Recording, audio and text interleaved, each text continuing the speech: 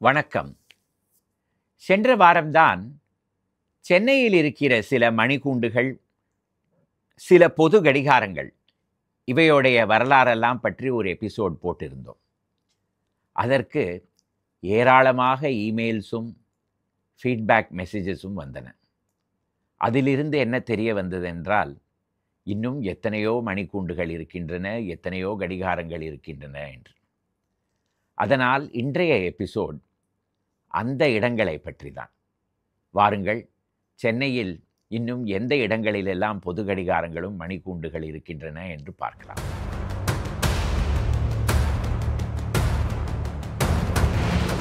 வரலாறிலிருந்து நாம் என்ன தெரிந்து கொள்கிறோமோ இல்லையோ, ஆனால் அடக்கம் டெஃபினட்டாக தெரிந்து கொள்கிறோம். நமக்கு தெரிந்தது இவ்வளவுதான், மக்களுக்கு இதற்கும் மேலே என்னெல்லாம் தெரிந்திருக்கிறது என்றுதான் வரலாறிலிருந்து நான் தெரிந்து கொண்டது. அதனால் இன்றைக்கு சென்ற எபிசோடிலிருந்து பல பேர் அனுப்பி வைத்த அந்த ஃபீட்பேக்கிற்காக நான் நன்றி கூறுகிறேன். முதலில் அவர்களுடைய பெயரை எல்லாம் கூறி, அதற்கு பிறகு அவர்கள் என்ன கூறினார்கள், அதை வைத்து நாங்கள் என்ன கண்டுபிடித்தோம் என்ற அந்த பாணியில்தான் இன்றைய எபிசோட் செல்லப்போகிறது. முதலில் செயின்ட் ஆண்ட்ரூஸ் கர்க்கில் ஒரு கடிகாரம் இருக்கிறதே என்று இரவு துணை என்பவர் ஒரு ஃபீட்பேக் கொடுத்திருக்கிறார். அதை பார்த்தபொழுது என் தலையை நான் எங்கு வைத்துக்கொள்வது என்றே எனக்கு புரியவில்லை. எத்தனையோ முறை செயின்ட் ஆண்ட்ரூஸ் கர்க்கிற்கு சென்றிருக்கிறேன். அங்கு சென்ற போதெல்லாம் மேலே அந்த ஸ்டீப்பிளை பார்த்திருக்கிறேன், அந்த கடிகாரத்தை பார்த்திருக்கிறேன். ஆனால் அதை பற்றி போன எபிசோடில் போடவே மறந்து போய்விட்டேன். 1815 வருடம் செயின்ட் ஜார்ஜஸ் கெத்தீட்ரல் கட்டி முடிக்கப்பட்டது. அதை டிசைன் செய்தவர் Lieutenant Colonel Thomas Fiott de Havilland. அதற்கு பிறகு சென்னையிலேயே இருந்த ஸ்காட்லாந்து மக்கள் அவர்களுக்காக தனியாக ஒரு சர்ச் தேவைப்படுகிறது என்று கூறினார்கள். அவர்களுடைய மொழியில் சர்ச்சிற்கு கர்க் என்று கூறுவார்கள். அதே Lieutenant Colonel Thomas Fiott de Havilland என்பவர் செயின்ட் ஜார்ஜஸ் கெத்தீட்ரல் டிசைனிலேயே செயின்ட் ஆண்ட்ரூஸ் கர்க்கை டிசைன் செய்தார்.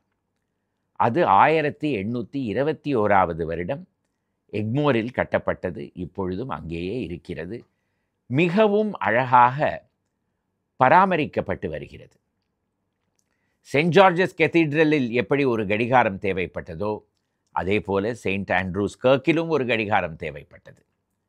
ஆனால் 1828 வருடமே கிழக்கிந்திய கம்பெனி டைரக்டர்கள் செயின்ட் ஜார்ஜஸ் கெத்தீட்ரலுக்கு அன்பளிப்பாக ஒரு கடிகாரத்தை அனுப்பி வைத்து விட்டார்கள். ஸ்காட்லாந்து மக்களுக்கு அப்படியெல்லாம் ஒரு அதிர்ஷ்டம் இல்லை. அதனால் அவர்களேயே சென்னையில் பணத்தை சேகரித்து 1853 வருடம் ஒரு கடிகாரத்தை வாங்கினார்கள். அந்த கடிகாரத்தை இவர்களுக்கு கொடுத்தது பீட்டர் ஆர். இவரே PR and Sons என்கிற நிறுவனத்தின் ஸ்தாபகர். அதற்கு பிறகு 1853 வருடம் அந்த கடிகாரம் செயின்ட் ஆண்ட்ரூஸ் கர்க்கின் ஸ்டீப்பிளில் பொறிக்கப்பட்டது. PR and Sons நிறுவனமே பல வருடங்களுக்கு அந்த கடிகாரத்தை பாதுகாத்து கொண்டு வந்தது, அதற்கு பராமரிப்பும் செய்து கொண்டு வந்தது. இதுதான் செயின்ட் ஆண்ட்ரூஸ் கர்க்கின் கடிகாரத்தின் வரலாறு. இந்த காலேஜ் ஆஃப் என்ஜினியரிங் கிண்டி என்று ஒன்று இருக்கிறது. அதில் படித்த பழைய மாணவர்களுக்கு அவர்களுடைய கல்லூரி மேல் அவ்வளவு ஒரு பற்று உண்டு. அதை பற்றி நாம் ஏதாவது சொல்லாமல் இருந்துவிட்டோம் என்றால் ஏராளமாக மெசேஜும் அனுப்புவார்கள், அதற்கு பிறகு அதற்கு ஒரு ரிமைண்டரும் அனுப்புவார்கள். அதே போலதான் இந்த கிளாக் எபிசோடிலும் நடந்தது. கேசவன் அழகேசன் என்பவர் முதலில், நீங்கள் எங்களுடைய கல்லூரியை பற்றி ஒன்றுமே சொல்லாமல் இருந்தது எனக்கு மிகவும் வருத்தமாக இருக்கிறது என்று எழுதி, அதற்கு பிறகு ஒரு வாரம் கழித்து ஒய் என்று ஒரு மெயில் அனுப்பி வைத்திருக்கிறார். அதனால் திரு கேசவன் அழகேசன் அவர்களே, வெரி சாரி, நான் இதை பற்றி ஏற்கனவே சொல்லியிருக்க வேண்டும், ஆனால் இப்பொழுது சொல்கிறேன். அதே மாதிரி பொன்னுசுவாமி நடேசன் அவரும் அப்படித்தான். Very disappointed that you did not include my college of engineering Guindy in your list of clocks. 1794 வருடம் இந்தியாவின் முதல் பொறியியல் கல்வி ஸ்தாபனம் தி சர்வே ஸ்கூல் தொடக்கப்பட்டது. அதுவும் சென்னையில்தான். இதுவே இந்தியாவின் முதல் பொறியியல் கல்வி ஸ்தாபனமாகும். நாளடைவில் இதுவே காலேஜ் ஆஃப் சிவில் என்ஜினியரிங் என்று மாறி அதற்கு பிறகு காலேஜ் ஆஃப் என்ஜினியரிங் என்று மாறியது. 19வது நூற்றாண்டில் இதை சேப்பாக் அரண்மனைக்கு இடம் மாற்றினார்கள். அந்த இடத்திலேயே பல வருடங்களுக்கு இந்த கல்லூரி செயல்பட்டு கொண்டு வந்தது. 1920இல் கிண்டியில் இதற்கு நிலம் ஒதுக்கப்பட்டு அப்பொழுது இந்த கல்லூரிக்கு பிரின்சிபலாக இருந்த W.A. ஜேம்ஸ் என்பவரே அந்த கட்டிடத்தை டிசைன் செய்தார். அந்த கட்டிடத்தின் நடுவில் ஒரு மிக அழகான சிகப்பு வர்ணத்தில் இருக்கும் ஒரு டோம். அந்த டோமில் 3 முகங்களில் ஒரு கடிகாரம் 1922வது வருடம் பொருத்தப்பட்டது.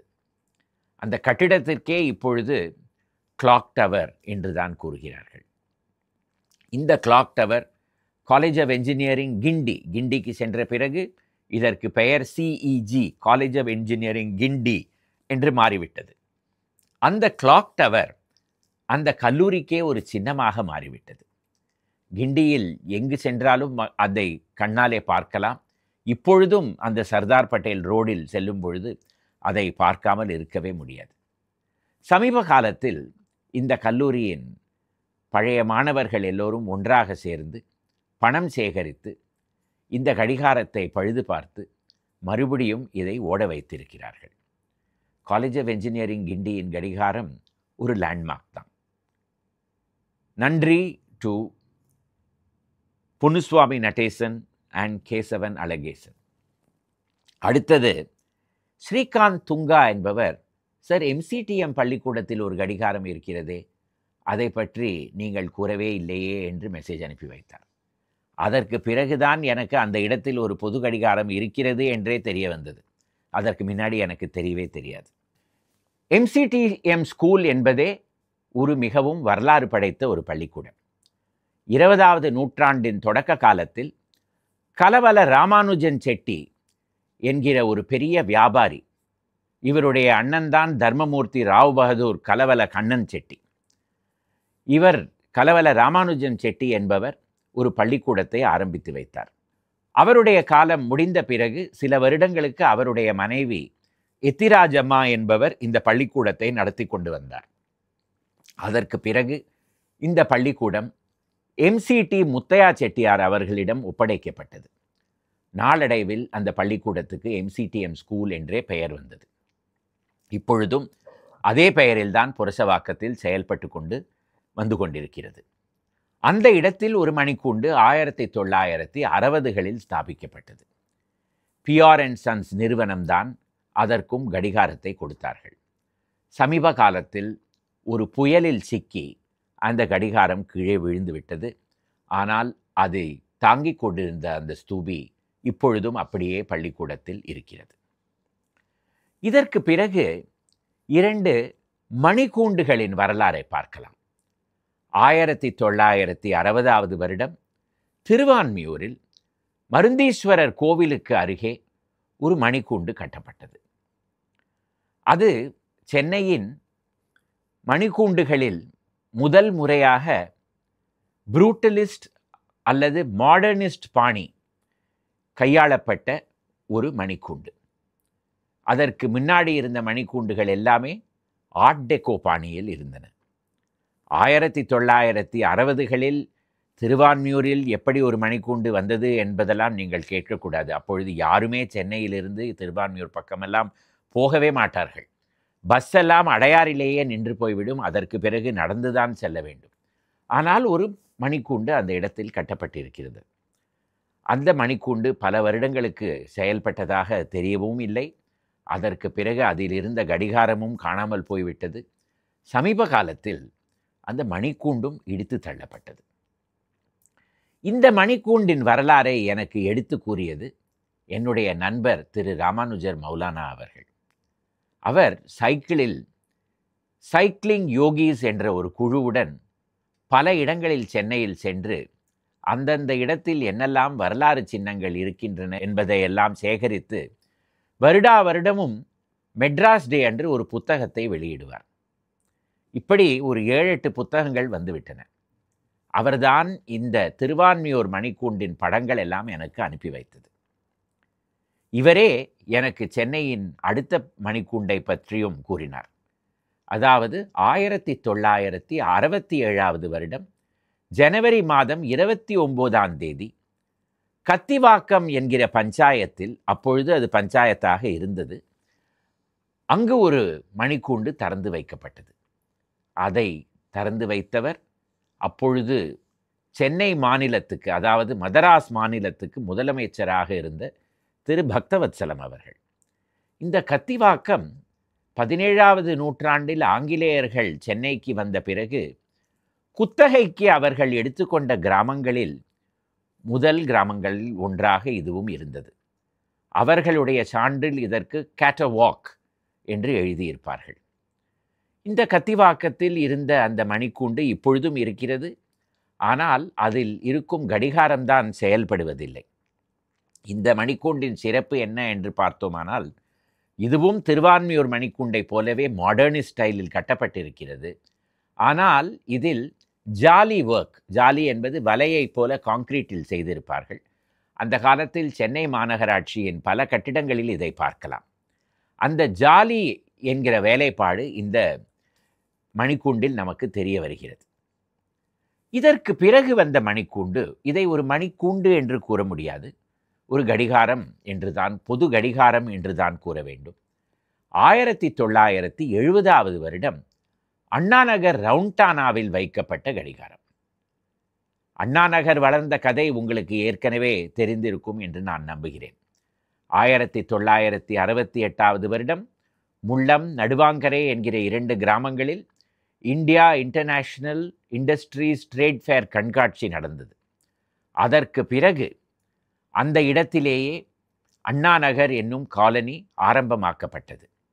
மிகவும் அழகாக திட்டம் போட்டு வளர்ந்த ஒரு காலனி. அதில் ஒரு பெரிய லேண்ட்மார்க் என்பது இந்த அண்ணாநகர் ரவுண்டானா. அந்த ரவுண்டானாவுக்கு நடுவே 1970வது வருடம் வைக்கப்பட்ட கடிகாரம்தான் அந்த அண்ணாநகர் ரவுண்டானா கிளாக். அதற்கு பிறகு அந்த ரவுண்டானா சில வருடங்களுக்கு சிறியதாக மாறியது, குறுகியது, அதற்கு பிறகு பெரியதாக மாறியது. அதற்கு நடுவே அந்த கடிகாரம் அப்படியே இருந்தது. இப்பொழுதும் அந்த கடிகாரம் செயல்பட்டு கொண்டிருக்கிறது. இந்த அண்ணாநகர் ரவுண்டானாவில் இருக்கும் கடிகாரத்தை பற்றி முதலில் எனக்கு மெசேஜ் அனுப்பியவர் கிரிப்டோ 1804 அவர்களுக்கு நன்றி. அதற்கு பிறகு மவுண்ட் ரோடுக்கு வருவோம். மவுண்ட் ரோடில் மிக பிரபலமான ஒரு இடம் ஸ்பென்சர்ஸ். 19வது நூற்றாண்டில், அதாவது 1880களில் அதோடைய பழைய கட்டடம் கட்டப்பட்டது. பாக்சன் என்பவர் தான் அதை டிசைன் செய்தார். இவ்வளவு பழைய கட்டடத்தில் ஒரு கடிகாரம் கிடையாது. ஆனால் 1980களில் இந்த பழைய கட்டடம் தீக்கு இரையான பிறகு அந்த இடத்தில் புதியதாக கட்டப்பட்ட அந்த ஸ்பென்சர்ஸ் மால் அல்லது ஸ்பென்சர்ஸ் பிளாசாவின் மேல் கனி அண்ட் சன்ஸால் சப்ளை செய்யப்பட்ட ஒரு கடிகாரம் வைக்கப்பட்டது. இப்பொழுது அந்த கடிகாரம் வேலை செய்வது இல்லை. அதற்கு எதிர்ப்புறத்தில் இருப்பதுதான் மவுண்ட் ரோட் போலீஸ் ஸ்டேஷன். 20 வருடங்களுக்கு முன்னாடி அந்த போலீஸ் ஸ்டேஷன் இடித்து தள்ளப்பட்டு அதில் அந்த இடத்தில் ஒரு புதிய போலீஸ் ஸ்டேஷனை கட்டினார்கள். அந்த போலீஸ் ஸ்டேஷனிலும் ஒரு கடிகாரத்தை வைத்தார்கள். இப்பொழுது அந்த கடிகாரமும் வேலை செய்வதில்லை. இந்த 2 வேலை செய்யாத கடிகாரங்களும் ஒன்றை ஒன்று பார்த்து கொண்டு இப்பொழுதும் அப்படியே இருக்கின்றன. ஆனால் மவுண்ட் ரோடில் இன்னொரு கடிகாரம் உண்டு. தாராப்பூர் டவர்ஸுக்கு மேலே இருக்கும் எலக்ட்ரானிக் கிளாக். 1985வது வருடம் கட்டப்பட்டது தான் தாராப்பூர் டவர்ஸ். இதுவும் இதற்கு பின்புறத்தில் இருக்கும் தன் பில்டிங்கும் ஜஹான் பக்ஸ் தாராப்பூர் என்கிற ஒரு பிரபல என்ஜினியரிங் கான்ட்ராக்டரும் அவருடைய மனைவி தன் அவர்களுடைய நினைவின் பெயரில்தான் இப்பொழுதும் இருக்கின்றன. தாராப்பூர் என்பவர் லோகநாத முதலியார் என்று சென்னையில் இருந்த ஒரு பிரபல பிஸ்னஸ்மேனுடன் பார்ட்னராக இருந்து ஒரு பெரிய கன்ஸ்ட்ரக்ஷன் கம்பெனியை நடத்தி கொண்டு வந்தார். இந்த தாராப்பூர் டவர்ஸ் என்ற கட்டிடமே எஸ்எல் சித்தலே என்று சென்னையில் இருந்த ஒரு பிரபல ஆர்க்கிடெக்ட் தான் டிசைன் செய்தார். அதற்கு பிறகு அதற்கு மேல் ஒரு நவீன எலக்ட்ரானிக்ஸால் செயல்படும் கடிகாரம் பொருத்தப்பட்டது. அதில் மணி மட்டும் இல்லை, வெப்பநிலையும் நமக்கு தெரிய வருகிறது. இப்பொழுது அது எல்லாமே செல்போனிலேயே பார்த்து கொண்டு விடலாம். ஆக இதுதான் சென்னையில் பல இடங்களில் இருந்த மணிக்கூண்டுகள் மற்றும் பொது கடிகாரங்களின் வரலாறு. இந்த எபிசோட் உங்களுக்கு பிடித்திருந்ததினால் இந்த எபிசோடை லைக் செய்யவும், உங்கள் நண்பர்களுடன் இதை பகிர்ந்து கொள்ளவும், இந்த சேனலுக்கு சப்ஸ்கிரைப் செய்யவும். மறுபடியும் அடுத்த வாரம் இதேபோல் சென்னையின் வரலாறிலிருந்து மற்றொரு எபிசோடுடன் வருகிறேன். வணக்கம்.